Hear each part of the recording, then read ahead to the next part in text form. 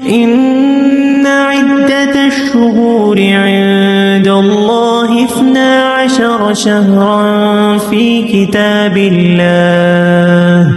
10 شهرا في كتاب الله يوم خلق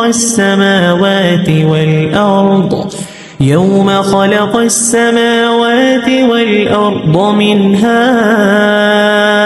4 حرم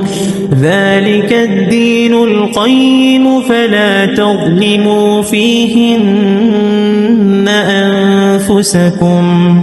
وقاتلوا المشركين كافة كما يقاتلونكم كافة واعلموا أن الله مع المتقين.